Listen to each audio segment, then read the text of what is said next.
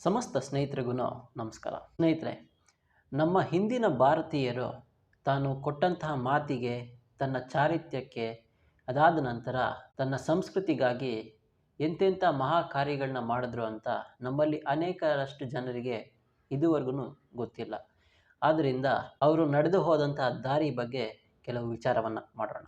ಸುಮಾರು 2000 ವರ್ಷಗಳ ಹಿಂದೆ ಯಾತ್ರಿಕನಾಗಿ ಬಂದಿದ್ದಂತಹ ಏರಿಯನ್ನು ಒಂದು ಕಡೆ ಹೇಳ್ತಾನೆ, ನಾನು ಇದುವರೆಗೂ ಯಾವ ಭಾರತೀಯನು ಸುಳ್ಳನ್ನು ಆಡಿದ್ದನ್ನು ನಾನು ನೋಡಿಲ್ಲ ಅಂತ. 1500 ವರ್ಷಗಳ ಹಿಂದೆ ಚೀನಾ ದೇಶದಿಂದ ಬಂದಂತಹ ಹುಯೆನ್ ತ್ಸಾಂಗ್ ಮಗಧ ಪ್ರಾಂತದ ಅಪಾರ ಸಂಪತ್ತನ್ನ, ಅದಾದ ನಂತರ ಭಾರತೀಯ ಜನರ ಉಚ್ಚ ಮಟ್ಟದ ರೀತಿ ನೀತಿಯನ್ನ ಕಂಡು ಆತ ಬೆರಗಾಗಿದ್ದ.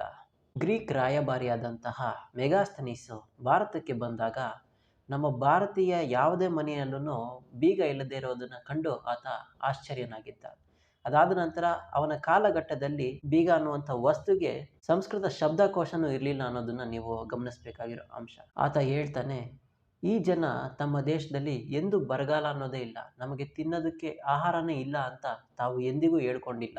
ಬೇರೆ ಬೇರೆ ದೇಶಗಳಲ್ಲಿ ಎದುರಾಳಿಗಳು ಆ ದೇಶದ ನೆಲವನ್ನು ಹಾಳು ಮಾಡಿ ಅದಾದ ನಂತರ ತಿನ್ನುವುದಕ್ಕೆ ಆಹಾರವಿಲ್ಲದಂತೆ ಮಾಡುವುದು ವಾಡಿಕೆ. ಆದರೆ ನಮ್ಮ ಭಾರತದಲ್ಲಿ ವ್ಯವಸಾಯ ಮಾಡುವವರನ್ನ ಶ್ರೇಷ್ಠ ವ್ಯಕ್ತಿಗಳೆಂದು ಪರಿಗಣಿಸಲಾಗ್ತಾ ಇತ್ತು. ಅವರಿಗೆ ಯಾವುದೇ ರೀತಿಯಾದಂತಹ ಕಷ್ಟಗಳನ್ನು ನೀಡ್ತಾ ಇರಲಿಲ್ಲ. ಪಕ್ಕದಲ್ಲಿ ಯುದ್ಧ ನಡೀತಾ ಇದ್ರು ಸೈನಿಕನ್ನ ಮಾತ್ರನೇ ಕೊಲ್ತಾನೆ ಹೊರತು ವ್ಯವಸಾಯಿಯನ್ನ ಮುಟ್ಟೋದಕ್ಕೆ ಹೋಗೋದಿಲ್ಲ.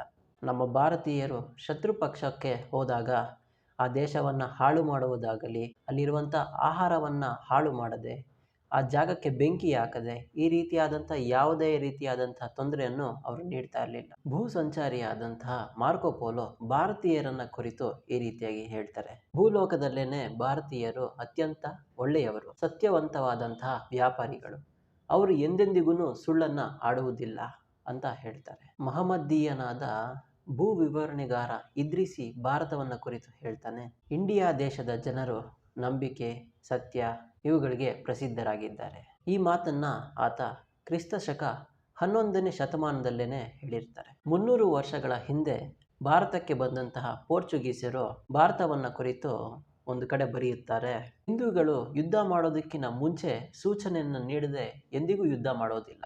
ವೀರರಾದಂತಹ ಹಿಂದೂಗಳು ಶತ್ರುವಿನ ಬಗ್ಗೆ ಸ್ವಲ್ಪವೂ ದ್ವೇಷವನ್ನು ಇಟ್ಕೊಂಡಿರೋದಿಲ್ಲ. ಎಷ್ಟರ ಮಟ್ಟಿಗೆ ಅವರು ಇರ್ತಾರೆ ಅಂದರೆ, ಯುದ್ಧದ ವಿರಾಮದ ಸಮಯದಲ್ಲಿ ಒಂದೇ ನದಿಯಲ್ಲಿ ಸ್ನಾನ ಮಾಡಿ ಪರಸ್ಪರವಾಗಿ ಎಲೆ ಅಡಿಕೆಯನ್ನ ವಿನಿಮಯ ಮಾಡ್ಕೊಳ್ತಾ ಇದ್ರಂತೆ. ಆ ಹಿಂದೂಗಳು ನಂಬಿದ್ರು ಅಪಮಾನದ ಬದುಕು ಸಾವಿಗಿಂತ ಕೀಳಾಗಿದ್ದು ಅಂತ ನಮ್ಮ ಹಿಂದೂಗಳು ನಂಬಿದ್ರಂತೆ. ಪೋರ್ಚುಗೀಸರ ಜೊತೆ ಯುದ್ಧದಲ್ಲಿ ಸೋತಂತಹ ಭಾರತೀಯರು ಬಿಡುಗಡೆಗಾಗಿ ಹಣವನ್ನು ನೀಡಬೇಕಾಗಿತ್ತು. ಇಂಥ ಸಂದರ್ಭದಲ್ಲಿ ಎಲ್ಲ ಭಾರತೀಯನೂ ಹಣವನ್ನು ನೀಡುವಂತಹ ಪರಿಸ್ಥಿತಿಯಲ್ಲಿ ಇರ್ತಾ ಇರಲಿಲ್ಲ.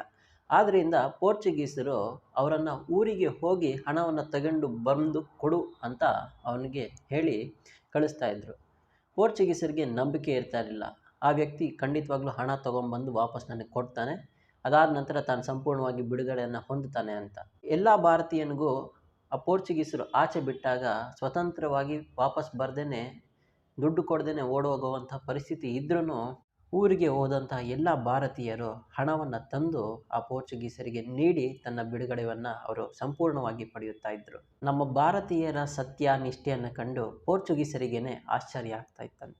ಭಾರತೀಯ ರಾಷ್ಟ್ರೀಯ ಸಭೆಯ ಅಧ್ಯಕ್ಷರಾದಂತಹ ಆಲ್ಫ್ರೆಡ್ ಅವರು ಈ ಭಾರತವನ್ನು ಕುರಿತು ಈ ರೀತಿಯಾಗಿ ಹೇಳಿದ್ದಾರೆ, ಬೇರೆ ಬೇರೆ ದೇಶಗಳಲ್ಲಿ ಹೊಲಿಗೆ ಯಂತ್ರದ ವ್ಯಾಪಾರಿಗಳು ಸಾಲದ ಮೇಲೆ ಆ ಹೊಲಿಗೆ ಯಂತ್ರಗಳನ್ನು ತಗೊಂಡು ಹೋಗಿರ್ತಾರೆ. ಅದಾದ ನಂತರ ಕೆಲವು ಸರಿ ಅವರು ಹಣವನ್ನು ಮರುಪಾವತಿ ಮಾಡ್ದೇನೆ ಓಡ್ ಹೋಗ್ಬಿಡ್ತಾರೆ. ಅದೇ ನಮ್ಮ ಭಾರತೀಯರು ಹೊಲಿಗೆ ಯಂತ್ರವನ್ನು ಸಾಲದ ರೂಪದಲ್ಲಿ ಪಡ್ಕೊಂಡಾಗ ಅವ್ರ ಕೈಯಲ್ಲಿ ಆ ಹಣವನ್ನು ತೀರಿಸೋದಕ್ಕೆ ಆಗದೆ ಇದ್ರೆ ಅವರು ಸತ್ಯದಿಂದ ಆ ಹೊಲಿಗೆ ಯಂತ್ರನ ಅವ್ರಿಗೆ ವಾಪಸ್ ನೀಡಿ ವಾಪಸ್ ಬರ್ತಾ ಇದ್ರಂತೆ.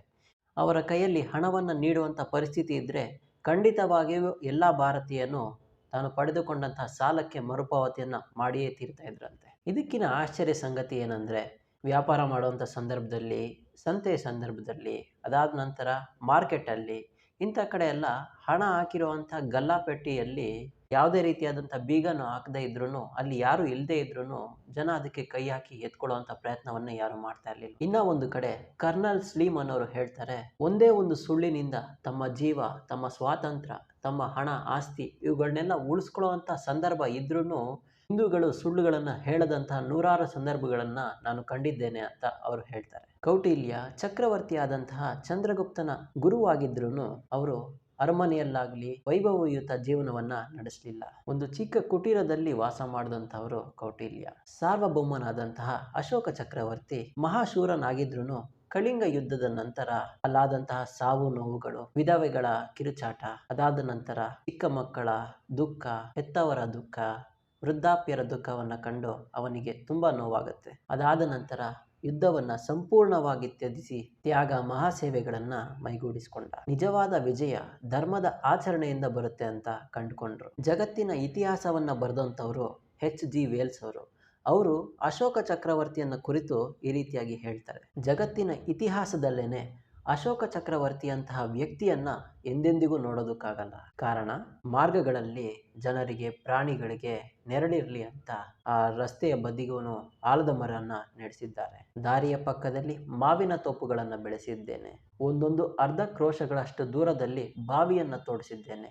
ಅಲ್ಲಲ್ಲಿ ಅನ್ನಛತ್ರವನ್ನು ಇಟ್ಟಿದ್ದೇನೆ. ತಂದೆ ತಾಯಿಗಳ ಸೇವೆ ಸಾಧುವಾದದ್ದು, ಪ್ರಾಣಿಗಳನ್ನು ಕೊಲ್ಲದಿರುವುದು ಸಾಧುವಾದದ್ದು, ಅಲ್ಪವಾಗಿ ವ್ಯಾಯಾಮ ಮಾಡುವುದು, ಅಲ್ಪವಾಗಿ ಕೂಡಿಡುವುದು, ಇದು ಕೂಡ ಸಾಧುವಾದದ್ದು. ಈ ರೀತಿಯಾಗಿ ಅಶೋಕ ಚಕ್ರವರ್ತಿ ತನ್ನ ಧ್ಯೇಯವನ್ನಾಗಿ ಮಾಡಿಕೊಂಡು ರಾಜ್ಯಭಾರವನ್ನ ಮಾಡಿರ್ತಾರೆ. ದೇವನಾಂಪ್ರಿಯ ಪ್ರಿಯದರ್ಶಿ ರಾಜರು ಈ ರೀತಿಯಾಗಿ ಹೇಳ್ತಾರೆ, ನಾನು ಭೋಜನ ಮಾಡುತ್ತಿರಲಿ, ಅಂತಃಪುರದಲ್ಲಿರಲಿ, ಕೋಣೆಯಲ್ಲಿರಲಿ ಅಥವಾ ಗೋಶಾಲೆಯಲ್ಲಿರಲಿ, ಪಲ್ಲಕ್ಕಿಗಳಲ್ಲಿರಲಿ, ಉದ್ಯಾನವನದಲ್ಲಿರಲಿ ಅಥವಾ ದೇವರ ಮನೆಯಲ್ಲಿರಲಿ, ಎಲ್ಲೇ ಇದ್ರೂ ಕೂಡ ವರದಿಗಾರರು ಜನರ ಸಮಸ್ಯೆಯನ್ನ ಖಂಡಿತವಾಗ್ಲೂ ನನಗೆ ಬಂದು ತಿಳಿಸ್ಬೇಕು. ನಾನು ಎಂಥ ಸಂದರ್ಭದಲ್ಲೂ ಜನರ ಸಮಸ್ಯೆಯನ್ನ ನಾನು ಗಮನಿಸ್ತೀನಿ. ಇದಾದ ನಂತರ ಆ ರಾಜ ಎಲ್ಲ ಮತದವರನ್ನು, ಸಂಸಾರಿಗಳನ್ನು, ಸನ್ಯಾಸಿಗಳನ್ನ, ಇವರನ್ನೆಲ್ಲ ಒಂದೇ ರೀತಿಯಾಗಿ ಅವರು ಪೂಜೆ ಮಾಡ್ತಾ ಇದ್ರು. ಈ ದೇವನಾಂಪ್ರಿಯ ರಾಜರು ತನ್ನ ಧ್ಯೇಯವನ್ನ ಯಾವ ರೀತಿಯಲ್ಲಿ ಇಟ್ಕೊಂಡಿದ್ರು ಅಂದ್ರೆ, ಎಲ್ಲಾ ಜನರು ನನ್ನ ಮಕ್ಕಳು, ನನ್ನ ಮಕ್ಕಳಾದಂಥವರು ಇಲ್ಲಿಯಾಗಲಿ ಪರಲೋಕದಲ್ಲಾಗಲಿ ಎಲ್ಲ ರೀತಿಯಾದಂತಹ ಸುಖವನ್ನ ಅವರು ಅನುಭವಿಸ್ಬೇಕು. ಎಲ್ಲ ರೀತಿಯಾದಂತಹ ಅವ್ರಿಗೆ ಸೌಕರ್ಯ ಅನ್ನೋದು ಅವರಿಗೆ ಸಿಗಬೇಕು.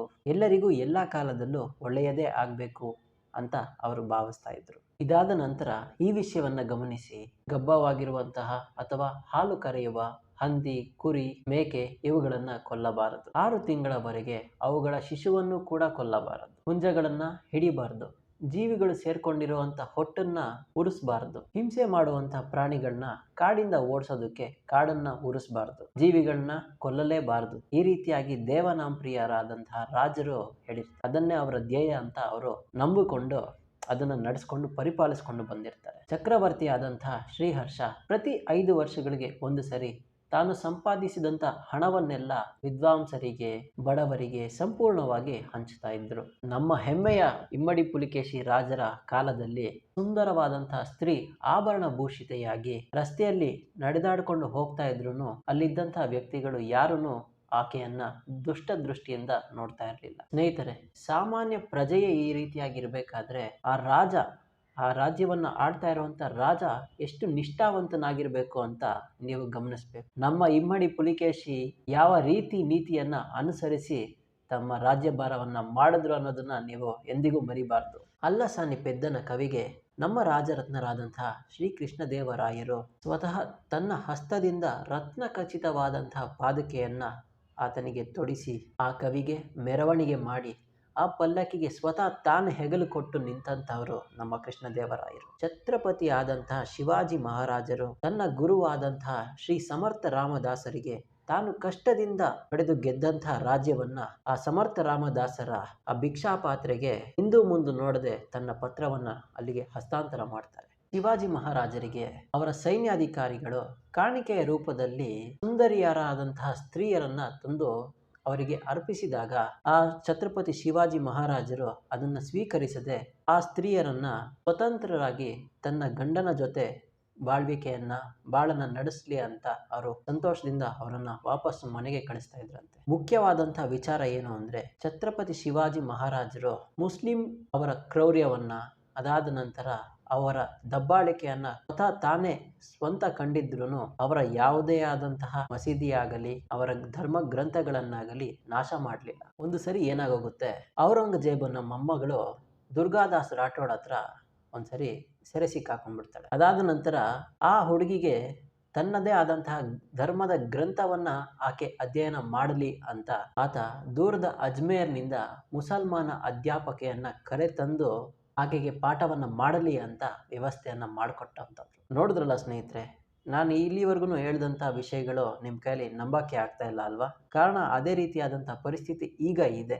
ಎಲ್ಲ ಥರ ಸಂದರ್ಭ ಸಿಕ್ಕಿದ್ರೂ ಆ ಟೈಮಲ್ಲಿ ಮಿಸ್ಯೂಸ್ ಮಾಡ್ಕೊಳ್ದೇ ಇದ್ದಂಥವರು ಆಗ ಇದ್ದರು. ಈಗ ಸಂದರ್ಭ ಸಿಕ್ಕಿದ್ರೆ ಸಾಕು ಅಂತ ಕಾಯ್ಕೊಂಡಿದ್ದಾರೆ. ಸ್ನೇಹಿತರೆ, ಐ ಹೋಪ್ ನಿಮಗೆ ಈ ವಿಡಿಯೋ ಖಂಡಿತವಾಗ್ಲೂ ಒಂದು ಪಾಸಿಟಿವ್ ಇಂಪ್ಯಾಕ್ಟನ್ನು ನೀಡಿರುತ್ತೆ ಅನ್ನೋ ನಂಬಿಕೆಯಿಂದ ನಾನು ಈ ವಿಡಿಯೋನ ಇಲ್ಲಿಗೆ ಮುಗಿಸ್ತಾ ಇದ್ದೀನಿ. ಈ ವಿಡಿಯೋ ಮಾಡೋದಕ್ಕೇ ತುಂಬ ಹೋಮ್ವರ್ಕ್ ಮಾಡಿ ಅದಾದ ನಂತರ ಇಷ್ಟು ಲೆವೆಲ್ಗಾದ್ರೂ ಈ ವಿಡಿಯೋ ಬಂದಿದೆ. ಈ ವಿಡಿಯೋ ನಿಮಗೆ ಇಷ್ಟ ಆಗಿದರೆ ಖಂಡಿತವಾಗ್ಲೂ ಲೈಕ್ ಮಾಡಿ, ನಿಮ್ಮ ಫ್ರೆಂಡ್ಸ್ಗೂ ಶೇರ್ ಮಾಡಿ. ನನ್ನ ಚಾನಲ್ನ ನೀವು ಸಬ್ಸ್ಕ್ರೈಬ್ ಮಾಡ್ಕೊಂಡಿದ್ರೆ ತುಂಬ ಒಳ್ಳೆಯದು. ಮಾಡಿಲ್ಲ ಅಂದರೆ ನಿಧಾನವಾಗಿ ಮಾಡಿ. ಮುಂದೆ ಬರ್ತೀನಿ ಒಂದು ಒಳ್ಳೆ ಕಂಟೆಂಟ್ ಒಂದಿಗೆ. ಅಲ್ಲಿವರೆಗೂ ಕಾಯ್ತಾ ಇರಿ.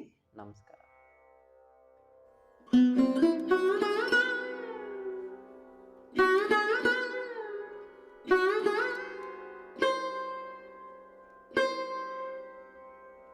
Yeah.